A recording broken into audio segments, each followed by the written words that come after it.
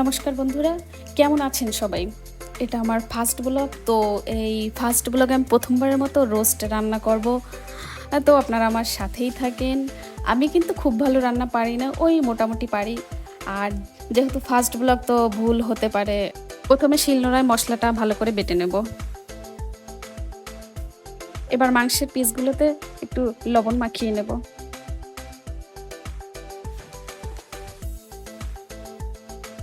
এখানে রান্নায় আমি রাঁধুনির যে রোস্ট মশলাটা আছে এটাই ব্যবহার করব। প্রথমে একটা বাটি নিয়ে তার মধ্যে মশলাটা ঢেলে নেব।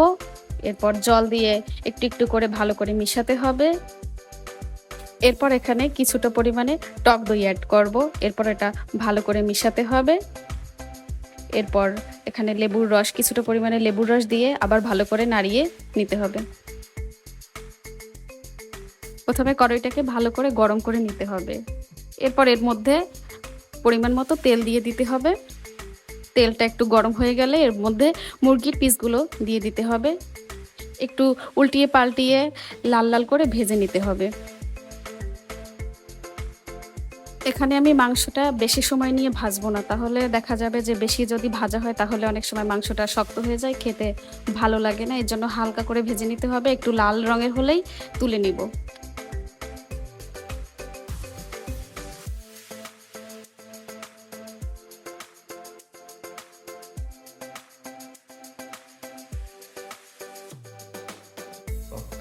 এবার অন্য একটা কড়াই নেব। কড়াইটা একটু গরম করে নেব। কড়াইটা গরম হয়ে গেলে এর মধ্যে তেল দিয়ে দেব পরিমাণ মতো। তেল দেবার পরে এর মধ্যে লবঙ্গ, এলাচি, তেজপাতা অ্যাড করে দিব। এরপর এর মধ্যে পেঁয়াজ কুচি দেব। পেঁয়াজ কুচি দেওয়ার পরে একটু ভাজা ভাজা করে নিতে হবে ভালো করে।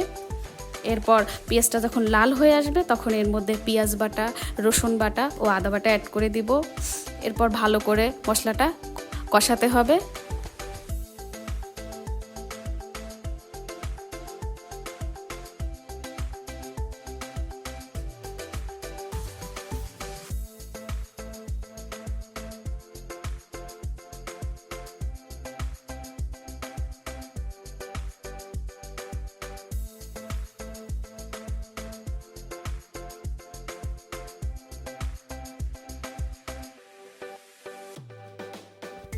এবার প্রথমে বাটিতে যে মশলাটা তৈরি করেছিলাম সেটা ঢেলে দিব। এরপর একটু সময় নিয়ে ধীরে ধীরে নাড়াতে থাকবো।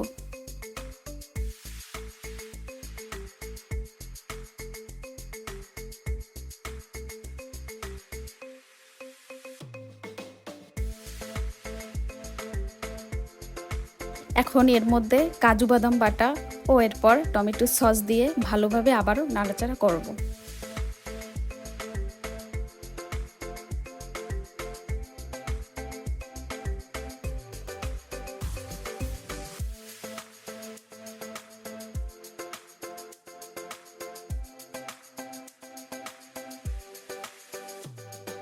এবার সামান্য পরিমাণে লঙ্কার গুঁড়ো ও স্বাদ মতো লবণ দিয়ে দিব।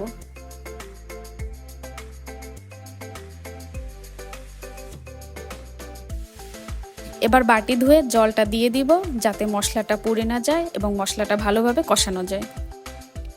এবার মশলাটা ভালোভাবে কষানো হলে মাংসের পিসগুলো দিয়ে দিব। এই পর্যায়ে ভালো করে নাড়াচাড়া করে নিব।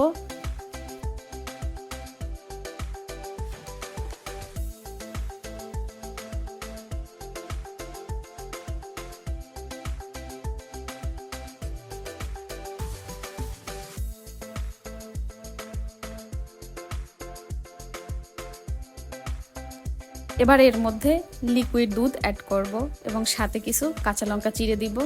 কাঁচা লঙ্কা দিলে স্মেলটাও অনেক ভালো আসে আর খেতেও অনেক ভালো লাগে।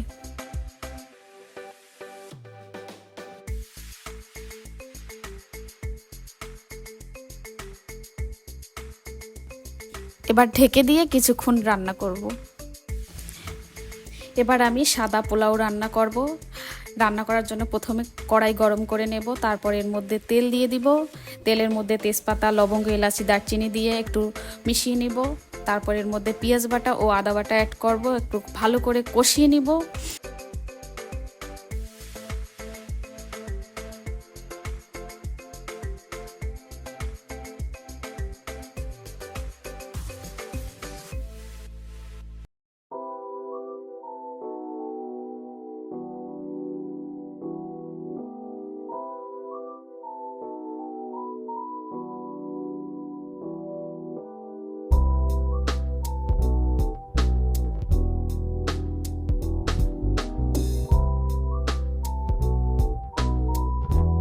পর্যায়ে পোলাও চালগুলো দিয়ে ভালো করে ভেজে নিতে হবে।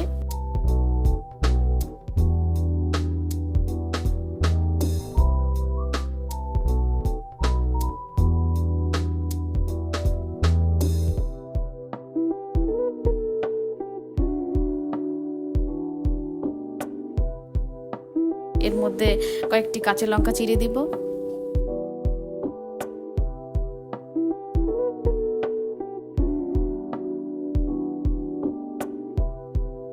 পোলাও রান্নাটা আমি রাইস কুকারে করে নিব। আমি সবসময় পোলাওটা রাইস কুকারেই রান্না করি। প্রথমে চালগুলো দিয়ে দিব, তারপর এর মধ্যে লবণ ও লিকুইড দুধ দিয়ে দিব। এখন অল্প পরিমাণে চিনি দিয়ে দেব।